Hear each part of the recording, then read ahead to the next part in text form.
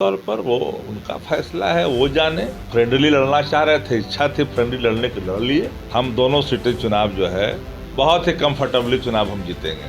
दूर दूर तक कहीं कोई टक्कर में एनडीए के कैंडिडेट नहीं है। जो लॉयल्टी दिखाएंगे जदयू के कार्यकर्ता की तरह, उनको आने वाले कल में बख्शा नहीं जा सकता। बिहार विधानसभा की 2 सीटों पर हो रहे उपचुनाव, तारापुर और कुशेश्वर स्थान पे राजद जहां अपने दोनों सीटों पर उम्मीदवार उतारी, तो वही दूसरी तरफ कांग्रेस पार्टी ने भी दोनों सीट तारापुर और कुशेश्वर स्थान पर अपने उम्मीदवार जो है उतार दिया।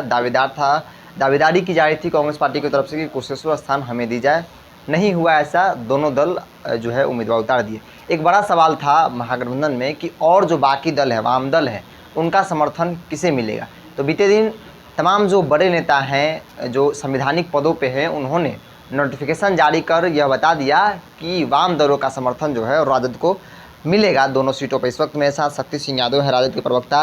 कैसे देखते हैं, कांग्रेस तो आपसे इस चुनाव में तो अलग है, वाम दलों का समर्थन प्राप्त हो गया।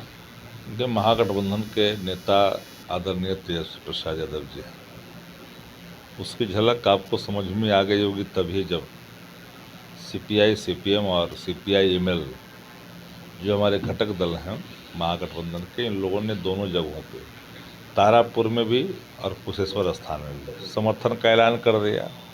जो लोग कहते थे कि महागठबंधन में कितने लोग हैं, उनको हकीकत का आकलन भी हो गया होगा कि जिनके स्ट्राइक रेट स्ट्रॉन्ग रहे हैं 2020 के चुनाव में, वो सब हमारे साथ हैं।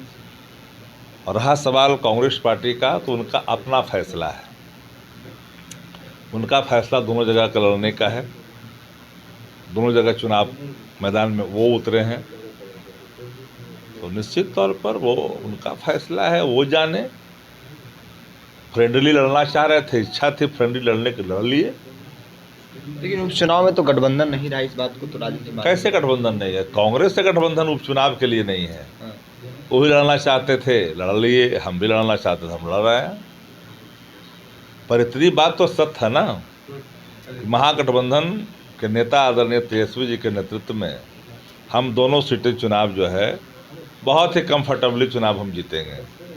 दूर दूर तक कहीं कोई टक्कर में एनडीए के कैंडिडेट नहीं है। कुशेश्वर स्थान में जो कैंडिडेट है एनडीए का, वो आतंक है।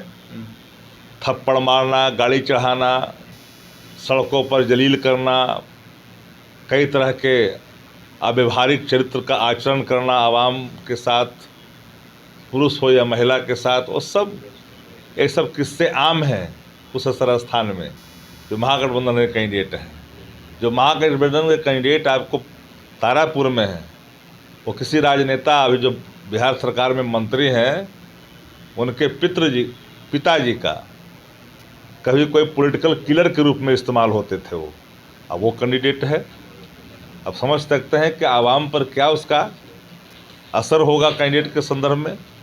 तो दोनों सीटों पर कोई लड़ाई नहीं दिख रही है। हाँ, ये बात सत्य है, एक तरफ पूरी मशीनरी जो तारापुर की है, सरकार की मशीनरी, या फिर कुशेश्वर स्थान की है, उसको सरकार ने अपने अंगुलियों पर नचाना शुरू कर दिया है। हमने भी खबरदार किया है उन अधिकारियों को। बहुत वक्त नहीं है, करवट बदलेगी, सरकारें जाएगी। उन सारे अधिकारियों को जरूर हम चिन्हित करना चाहेंगे जो लोग रूल रेगुलेशन से बाहर जाकर के काम करते हैं, जो लॉयल्टी दिखाएंगे जदयू के कार्यकर्ता की तरह, उनको आने वाले कल में बख्शा नहीं जा सकता है, क्योंकि यह आचरण नियमानुकूल नहीं है। आप करवाइए। जन भावना को कुचलने की कोशिश करेगा, राजद कतई बर्दाश्त नहीं करेगा। एक सवाल है, लालू प्रसाद यादव प्रशिक्षण शिविर के दरमियान जब कार्यकर्ताओं को संबोधित कर रहे थे, तो दरमियान उन्होंने कहा कि जेल भरो अभियान चलाओ, जेल जाने से डरो मत। विरोधी दल कह रहे हैं कि जेल भरो एक तरफ कर रहे हैं, तेजस्वी यादव रोजगार देने की बात करते हैं। जब युवा जेल जाएंगे तो कैरेक्टर पर सवाल उठेंगे, उनका भविष्य अंधकार में हो जाएगा।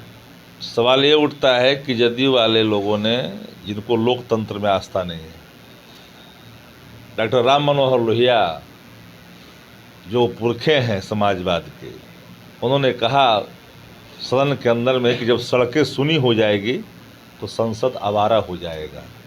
आज सड़क सुनी है, कोई उतरता है अपनी मांगों को लेकर के अपना धरना प्रदर्शन करता है, उसके खिलाफ 353 लगते हैं उस पर। तो ये पूरी तरह से आंदोलन को कुचलने के लिए नियम ही बनाई है वर्तमान जो हुकूमत है। इसने जलील करना, युवाओं को, महिलाओं को किस तरह दौड़ा दौड़ा करके पीटा जाता है सड़कों पर, किसी से छुपा हुआ है जी। प्राइवेट पार्ट तक पुलिस नहीं छोड़ती है महिलाओं को, और क्या समझ सकते हैं ये कितने बड़े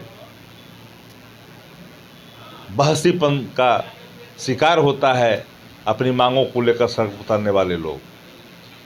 हालात बदतर तो है, लेकिन परिस्थितियों में हम लोग सब कुछ एक एक चीज़ का स्क्रीनिंग कर रहे हैं। करेंगे, गुंडाई करेंगे अधिकारी, अब जिनका रिटायरमेंट है 6 महीना 2 महीना तो निकल जाएंगे, लेकिन लंबे समय तक जिनको बिहार में काम करना है, गलत काम कर करके नहीं बच पाएंगे। बिल्कुल, उपचुनाव को लेकर राजद की तरफ से भी लगातार दावे किए जा रहे हैं। हालांकि कांग्रेस भी अपना नेता तेजस्वी यादव को मान रही है और आगे भी मानने को कर रही है, लेकिन सवाल है कि अब भाई महागठबंधन में है, फिर भी अब अलग अलग होकर चुनाव लड़ रहे हैं। खैर, इन सवालों के साथ आपको छोड़ जाते हैं। बने हेडलाइंस बिहार के साथ। नमस्कार।